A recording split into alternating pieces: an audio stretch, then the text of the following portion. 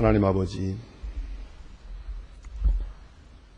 주께서 저희들을 깊은 잠에서 깨워주심으로 일어날 수 있었고, 주께서 우리에게 큰 믿음을 주심으로 이 시간도 주님 앞에 나와 찬송하게 되오니, 주께서 베푸신 은혜와 능력과 거룩함을 인해서 감사와 찬송과 영광을 주께 돌리옵나이다. 주께서 이 같은 자유를 주셨고 주께서 이만 건강도 주셨습니다. 힘없는 자들에게 힘을 더하시고 어리석은 자들에게 지혜를 주시고 날마다 쉽게 시험에 빠지는 저희들을 순간순간 일으켜 주신 하나님, 그거 놀라운 은혜를 진심으로 감사합니다. 주께서 우리를 여기까지 인도했습니다. 이제 남은 여정을 인도하시되 이제는 후회해야 하는 일이 없고 후회할 말이 없고 뒤에 뉘우쳐서 고통으로 남는 그런 행위가 없게 항상 주께 향한 큰 충성과 진실된 마음 안에서 말하고 행동하고 생활하게 해주시기를 간절히 기도하옵나이다. 주께서 주신 귀하고 놀라운 은혜에 늘 감사하며 살게 하시고 주의 영광을 높이 찬양하며 살게 하시고 주의 사랑을 구체적인 현실서 확증하며 살아가게 하여 주시옵소서. 항상 하나님은 사랑이라고 고백하게 하시고 바로 여기에 내 속에 하나님의 사랑이 있다고 증거하며 살게 하여 주시옵소서.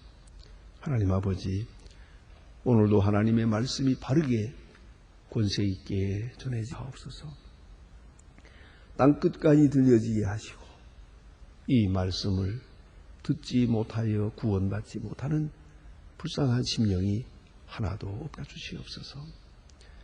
하나님이여 크고 놀라운 능력을 더해 주셔서 진리가 우리 가운데 있게 하시고 오늘도 이 말씀의 능력 가운데서 모두 소생함을 얻는 큰 역사가 있게 하옵소서.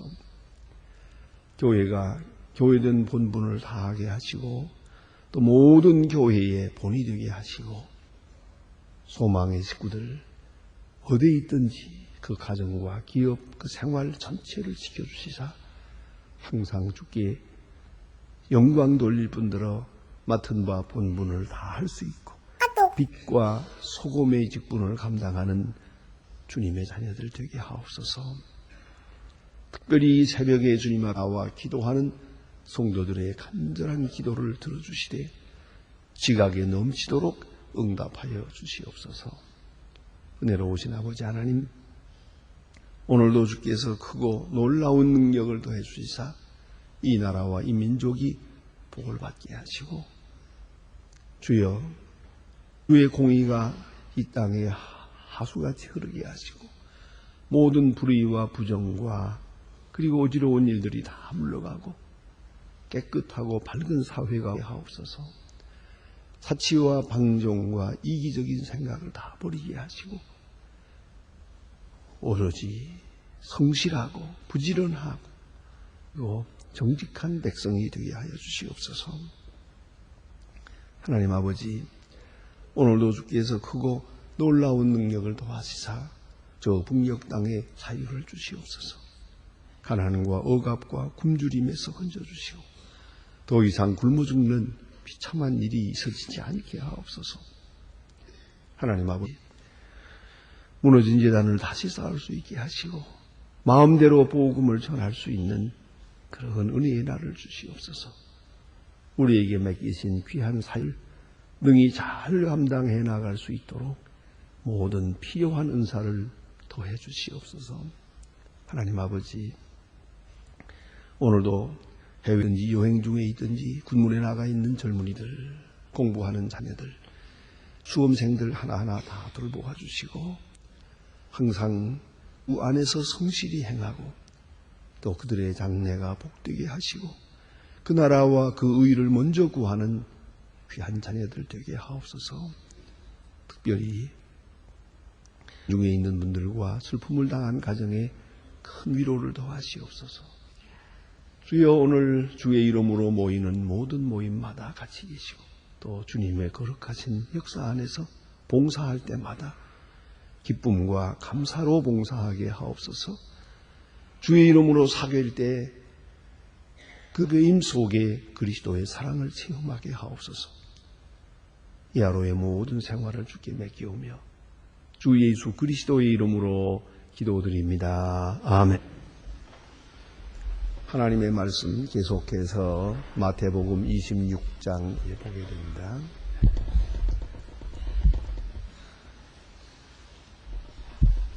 마태복음 26장입니다.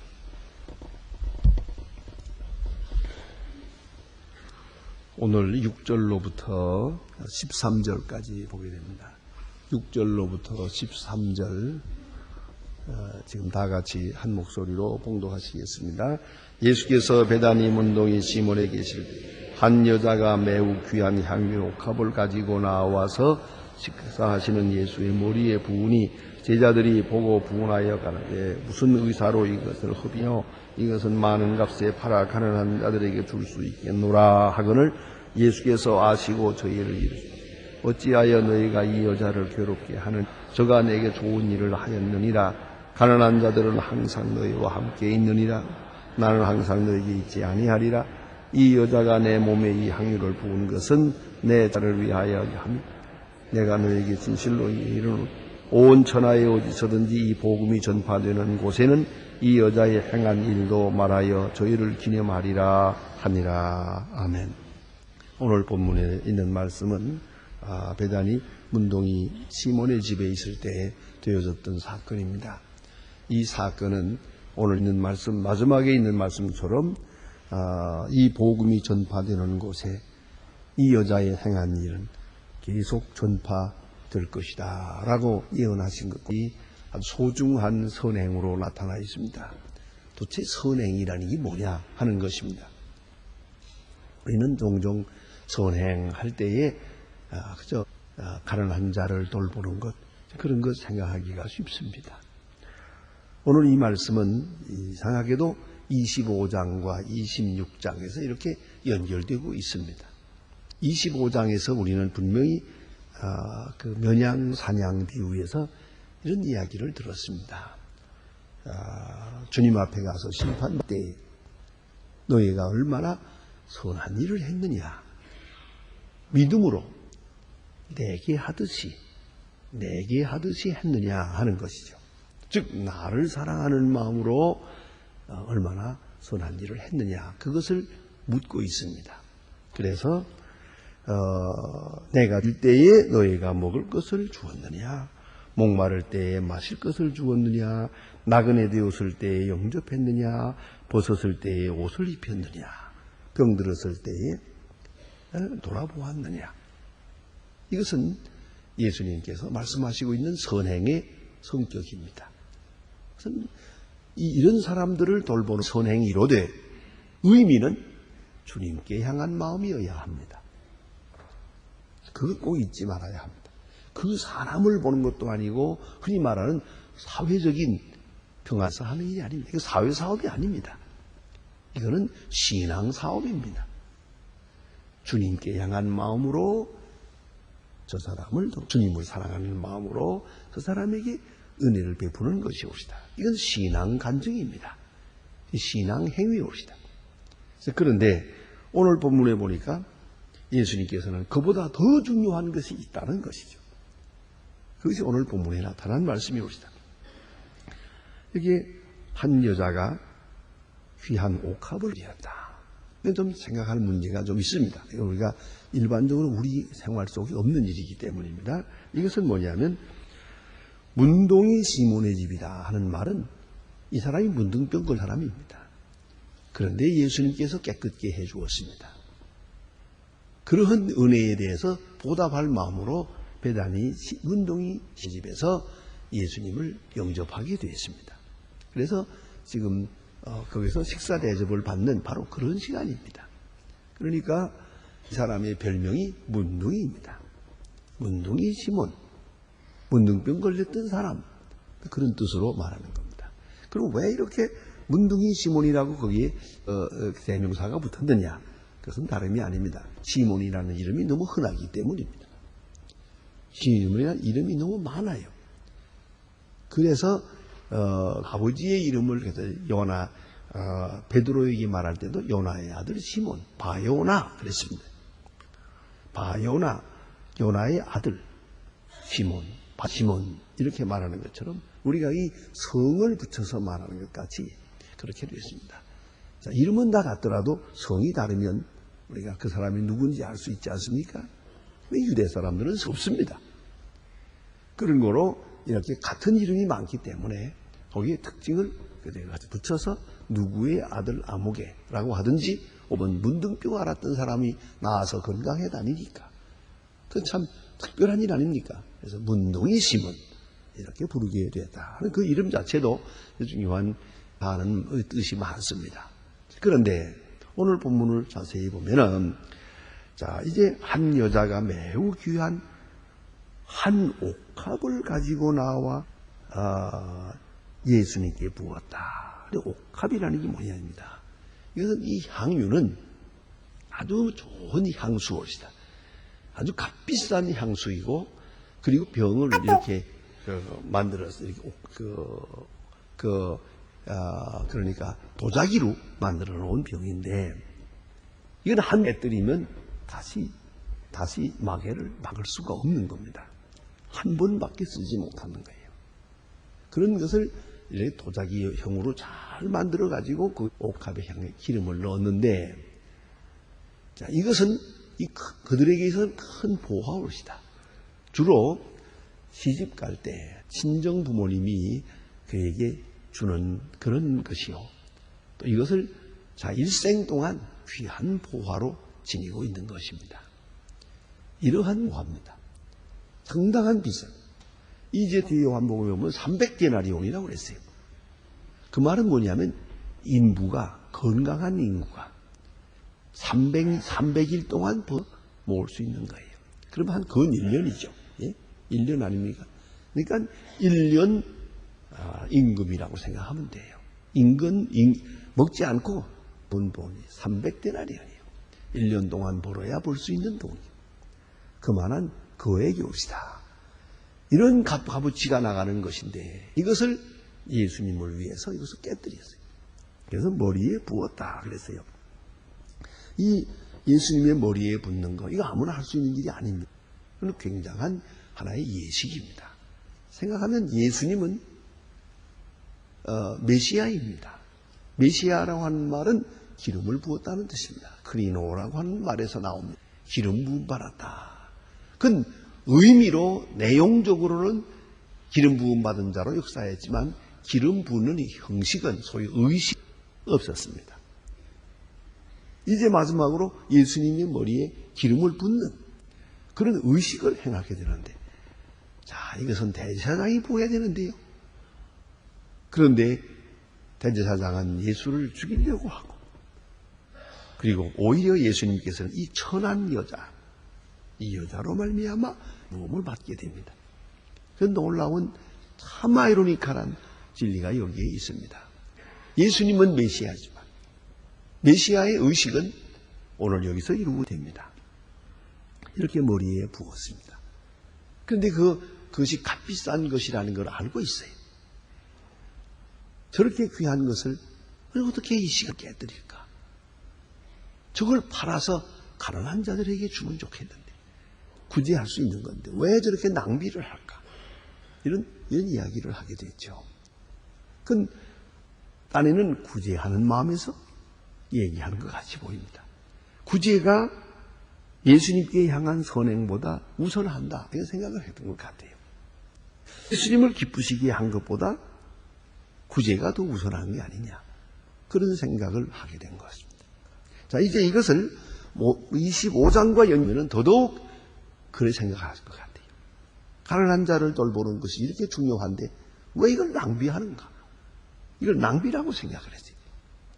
예수 그리스도를 부게하고 예수 그리스도에게 영광을 돌리고 그 거룩하신 사역에 대한 찬양을 드리는 것이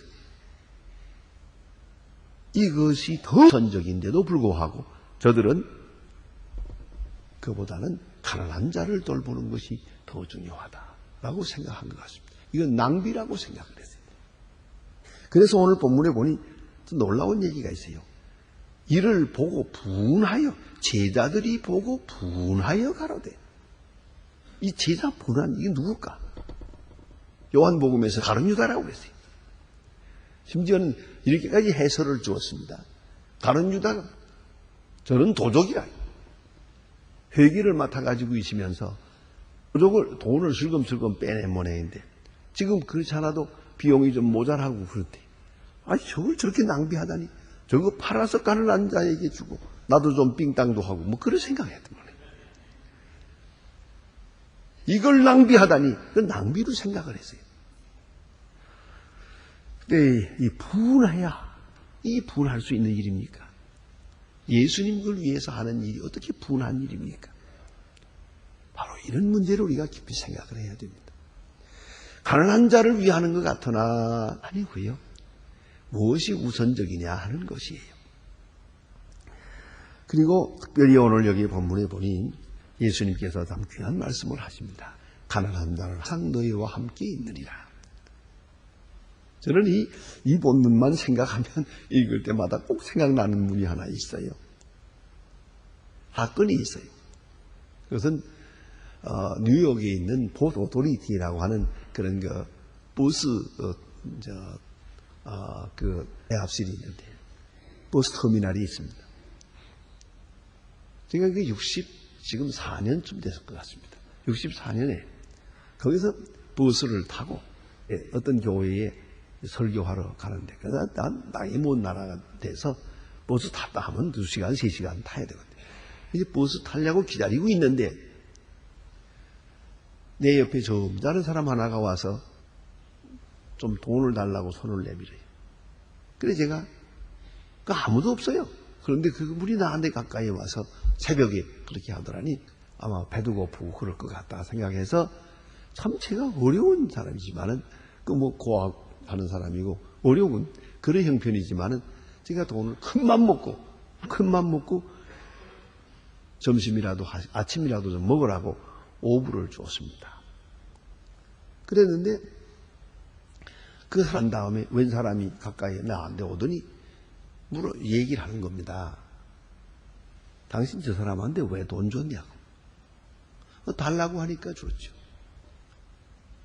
그 사람이 누군지 아느냐고. 끝난 모르지만 지금 아마도 새벽 시간에 그래서 배가 고프고 그런 것 같아서 한 끼라도 식사하라고 내가 줬.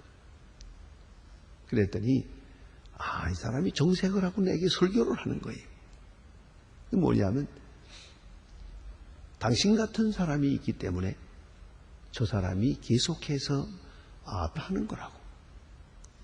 당신 같은 감상적인 부지자가 있어서 저 사람이 저런 짓을 계속하는 거라고. 그리고 설교다.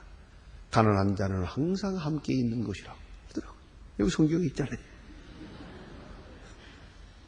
이 말을 어떻게 그분은 말하고 있는 거야? 가난한 자는 언제나 있다 그런 말이 아니에요. 어디서나 있다 그 말이 아니고 가난한 자는 아무리 구제해도 가난하다 그 말이에요. 그분 그렇게 해석하더라고요. 구제를 통해서 가난을 면피할 수는 없다. 그거 알아야 돼요. 사실이에요. 가난한 자에게 구제하면 영영 가난해져요. 어찌하든지 간에 저 가난을 이길 수 있는 힘을 길러줘야지. 이 얻어먹는 것도 이것도요. 문화예요. 이것도 버릇이요. 이것도 하나의 기술이기도 해요. 이거요. 그거 곧 체질이 돼버려요. 이거 몇 번 얻어먹다 보면 그게 좋아요. 비참한 것 같아도 그분들은 낭만이 이게 문제가 있거든요. 가난한 자는 항상 있느니라. 이 성경을 외우잖아요, 그 사람이. 그래서 내가 이 사람이 누군지는 모르지만 목사한테 설교를 하네. 그러고 말하는데요. 어쨌든 참 그때 많은 생각을 해보았습니다. 아주 차를 타고 가면 오래오래 생각했어요. 가난한 자는 항상 함께 있느니라. 도대체 이 사람 이걸 어떻게 해석해 두라. 가난한 자를 구제하는 일, 이거 필요한 거예요. 절대 빈곤이 있어서는 안 돼요. 굶어 죽는 새 앞에 있어서는 안 돼요. 그러나 그것은 내가 지금 구제로 인해서 죽어가는 사람이 살 수는 있어요. 그러나 그 사람이 이제 일어나서 부자가 되리라고 생각해서는 안 돼요. 그런 것은 아니에요. 가난한 자는 항상 함께 있느니라. 그건 항상 해야 될 일이 또 계속 해야 될 일이에요. 계속 할 마음으로 해야 되는 거예요. 내가 몇 푼 주어서 그 다음에 벌떡 일어나서 이제부터 이 될고 스스로 일어서는 사람이 될 거라고 그 몇 푼 가지고 사회 문제가 해결이 되리라고 기대해서는 안 되는 거예요. 그것은 가난한 자는 우리가 돌아봐야 될 아주 이건 평생 주신 의무예요. 그렇게 할 뿐이지 그것이 사회 문제의 해결이라고 착각하지 말아야 돼요. 또 특별히 그것이 하나님의 거룩한 사역, 거기에 최우선적인 일이 아니라는 것이죠. 오래전 얘기입니다만은 저희가 우리 예배당을 지을 때 그때만 해도 참 좀 어려운 때 아닙니까? 제가 이 파이프 올겐을 놓으려고 설계할 때 그 당시에 이 파이프 올겐이 실천이었습니다. 이거 하나를 살려고 할 때 얼마나 핍박이 많았는지 몰라요. 뭐 협박 전화 찾아와서 얘기하고 말도 그 많은 핍박을 지금은 나 어쩌다이지만 한데 참 어려웠습니다. 그래서 도저히 안 돼요. 교회에서는 할 수가 없어서 개인 모금을 했습니다. 그런데도 개인 모금을 해서 교회 돈 쓰지 않고 개인 모금을 해서 하는데도 또 핍박이 있어요. 낭비라고. 하도 어떤 사람이 와서 내게 얘기하더라니 내가 물었어요. 내가 미안하지만 당신의 집이 얼마짜리 하고 물었어요. 근데 본인이 솔직히 말하더라고요. 5억짜리라고 그래요. 그러면 당신의 집만 탄 이 올겐을 하나 놈으로 해서 이 5올겐이 400년 동안 쓸 수 있는 건데 이제 하나님께 예배하는데 소중하게 쓰여지겠는데 그게 잘못이냐고. 당신이 얼마나 고귀한 사람인지 몰라도 당신이 누워 자는 집은 5억이고 교회 예배당에 놓은 파이프 올겐은 4억 7천이고 이래도 잘못이냐고 이렇게 얘기했어요. 내 앞에서는 그렇다고 그러고 갔지만 또 계속해서 얘기를 했어요. 여기가 어느 때인데 그런 거 낭비한다. 낭비라, 허비라. 보세요. 이것이 신앙입니까? 이 신앙에 있어서는요. 예수님을 위하여 예수님의 사역을 위해서 예수님을 기쁘게 하기 위해서라면 그건 절대로 낭비가 될 수가 없어요. 또 사도 바울이 고린도서에 있는 말씀대로 보면 내가 너희를 위하여 허비하리라 하는 말을 해요. 허비, 이게 같은 말이에요. 낭비하리라. 사랑은 낭비성이 있는 거예요. 자, 사랑하는 사람과 내가 식사를 한다고 해요. 식사하는 시간에 정말로 사랑하기에 가능하면 좋은 것을 대접하고 싶어요. 좀 비싼 것으로 대접하고 싶어요. 한쪽에서 그렇게 비싼 거 먹을 거 뭐 있어? 한 끼 먹는 거 짜장면 한 그릇이면 되지. 그러면 되겠어요. 그 비싼 거 대접하는 게 낭비입니까? 가끔 그런 경우가 있죠. 나이 많은 어른들 옷이라도 한 번 잘 해 입혀드리려고 하려고 하게 되면 본인은 사양을 해요. 며칠 있다 죽을 건데 그거 내서 뭘 하냐. 이거 필요 없다. 너희들이나 해 입어라. 이렇게 되거든요. 그렇다고 해서 그러네요. 그 맞는 얘기네요. 곧 돌아가실 거니까 뭐 새 옷을 해드릴 수가 없지요. 그래겠습니까? 한 번 입고 말더라도 아닙니다. 제가 옷을 해 입는 시간이니까 아버님 입으셔야 됩니다. 난 어떤 아들이 그렇게 하는 거 봤어요. 자기가 옷을 해 입을 때마다 아버지 합니다. 내 아버지에게 새 옷을 해 입지 않고는 절대 내가 옷을 안 입어요. 얼마나 좋은 얘기입니까? 언젠가 한번 그 아들이 아버지에게 좋은 차를 사드렸죠. 벌써 오래전에 10년 전에 리컨티넨탈을 사드렸어요. 그랬다고 그래서 그거 비싼 거 사드렸다고 그래요. 왜 그랬냐 그러니까 내가 차는 차보다 좋아야지요. 또 있어요. 다른 아버지들, 분의 아버지보다 내 아버지가 좋은 차를 타야죠.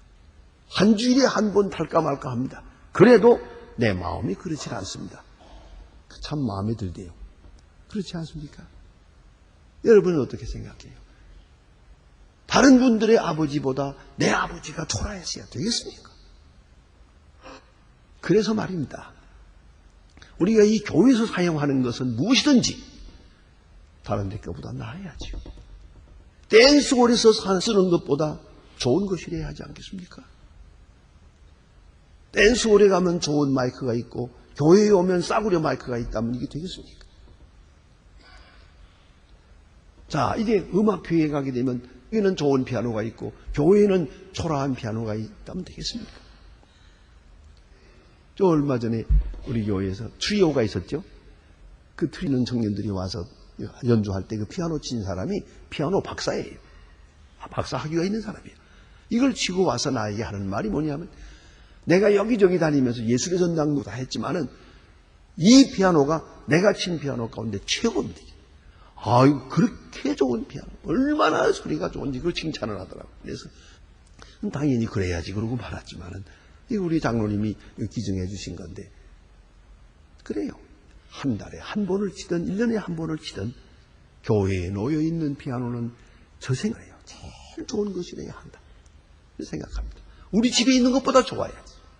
안 그렇습니까? 그런데 오늘 여기 주신 말씀은 예수님께 기쁘는 일은 엄청난 많은 의미를 담은 것이에요. 이걸 낭비라고 하는 거예요. 왜요? 팔아서 가난한 자에게 준 구제가 우선이 아니냐. 예수님 그렇지 않았어요. 그게 아니고요. 좋은 일을 했느니라 이 여자를 괴롭히지 마라. 이것이 중요한 의미를 담았느니라. 이것을 가서 앞으로 복음을 전할 때 어디서든지 전파하라 그랬어요. 그렇게 될 것이라고요. 팔아서 가난한 자에게 주자. 이 사회사업적인 이야기고요. 예수님을 부시게 하는 건 하나님께 영광을 돌리는 건 종교적인 것이에요. 그것은 언제나 사회사업적인 세상적인 눈으로 볼 때는 낭비처럼 보여요. 그건 원래 낭비성이 있는 거예요. 그걸 잊어서는 안 돼요. 기도하십시다.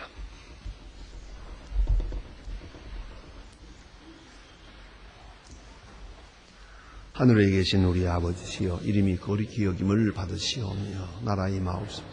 뜻이 하늘에서 이룬 것 같이 땅에서도 이루어지이다. 오늘날 우리에게 일용할 양식을 주옵시고 우리가 우리에게 죄진 자를 사하여 준 것 같이 우리 죄를 사하여 주옵소서. 우리를 시험에 들게 하지 마옵소서. 악에서 구하옵소서. 나라와 권세와 영광이 아버지께 영원히 있사옵나이다.